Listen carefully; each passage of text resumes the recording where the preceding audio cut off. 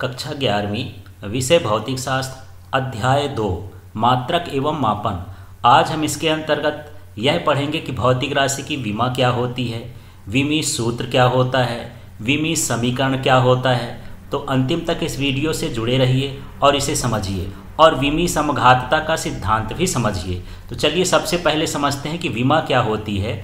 तो विमा या डायमेंशन किसी भौतिक राशि को मूलभूत भौतिक राशि पर घात के रूप में व्यक्त करने पर घात को विमा कहते हैं। अब ये तो परिभाषा है, सीधे समझ में नहीं आई होगी। तो चलिए हम बात करते हैं। जैसे लंबाई है, लंबाई की विमा क्या होती है, यल। अब यदि इसके ऊपर 1 लिख दूं तो ये इसकी क्या कहला गई, विमा। तो ये मूलभूत भौतिक राशि है। भौतिक राशि के ऊपर घात लगा दिए, इसी घात को उस भौतिक राशि की क्या कहते हैं, विमा कहते हैं। इसी तरह से मान लीजिए द्रव्यमान, द्रव्यमान की जो विमा होती है m होती है और इसका ये हो गया m1 हो गया। इसी तरह समय, समय का टाइम t होता है तो ये हो गया इस तरह से। तो इस तरह से विमाएँ होती हैं और विमाएँ समझ में आ गया होगा कि भौतिक राशि के ऊपर घात जो लिखी जाती है वही उसकी क्या होती है, विमा होती है। एक भौतिक राशि में कई प्रकार की विमाएँ हो सकती हैं। यदि मूलभूत भौतिक राशि है तो मूलभूत भौतिक राशि की सिर्फ एक ही विमा होती है। तो यहाँ पर देखिए, अब समझते हैं उदाहरण से बल की विमा। तो जो बल का विमा है वो है mLT-2। तो यहाँ पर m में कुछ नहीं लिखा, मतलब यहाँ पर 1 हो गया। तो द्रव्यमान की विमा कितनी हो गई, 1।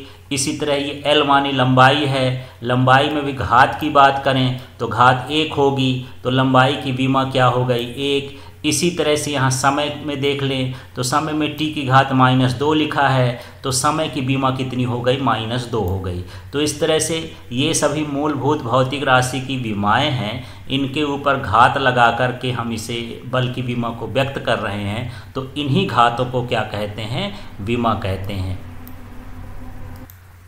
चलिए अब बात करते हैं विमीय सूत्र की।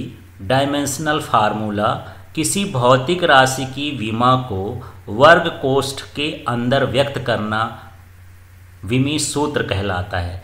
जैसे देख लीजिए, ये जो mLT-2 है ये बल की विमा थी और इसको इस बड़े कोष्ठक के अंदर, या इसी को वर्ग कोष्ठक बोलते हैं, इसके अंदर रख देते हैं, तब हम इसे क्या कहते हैं, विमीय सूत्र कहते हैं। फिर से देख लीजिए, यदि मैं L भर लिखता हूँ तो ये लंबाई की विमा है और यदि मैं इसे वर्ग कोष्ठक के अंदर इस तरह से लिख देता हूँ तो ये लंबाई का विमीय सूत्र है। इसी तरह से आप बता सकते हैं m क्या कहलाएगा, द्रव्यमान की विमा, और यदि इसे वर्ग कोष्ठक में रख देंगे तो अब ये क्या कहलाएगा, द्रव्यमान का विमीय सूत्र।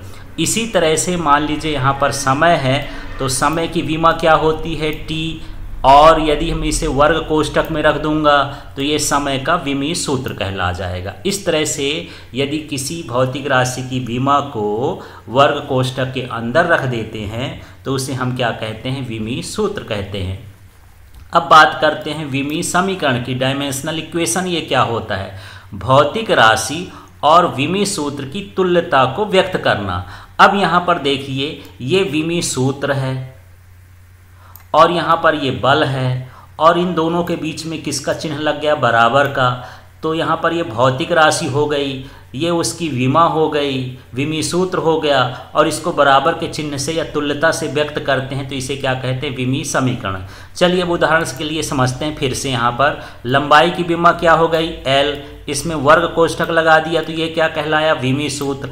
अब यहाँ बराबर लिख देते हैं और यहाँ भौतिक राशि का नाम भी लिख देते हैं कि यहाँ भौतिक राशि क्या है, लंबाई।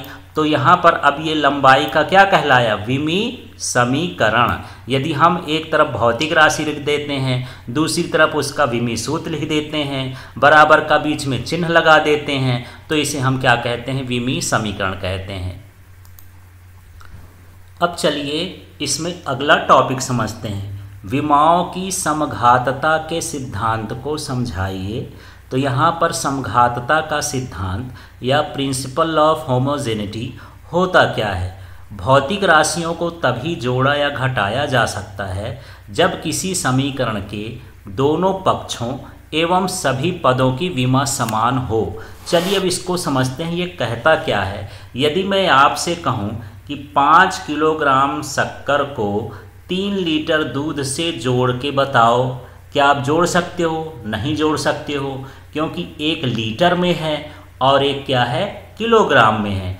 तो ये तभी भी जुड़ सकता है जब इनका मात्रक समान हो। इसी तरह से दो भौतिक राशियों को तभी जोड़ा जा सकता है जब इनकी विमा समान होती है। जैसे यहाँ पर कह सकते हैं कि ये लंबाई की विमा हो गई इस तरह से और दूरी की विमा हो गई L। तो यदि इनको जोड़ना है, घटाना है, तो लंबाई को और दूरी को हम जोड़ घटा सकते हैं, विस्थापन और दूरी को हम जोड़ घटा सकते हैं। तो उन्हीं को जोड़ा या घटाया जा सकता है जिनकी विमा सभी पदों में और सभी पक्षों में कैसा हो, समान हो। अभी इनका हम उपयोग समझेंगे जब यहाँ विमी विश्लेषण के अनुप्रयोग को समझेंगे। Thank you.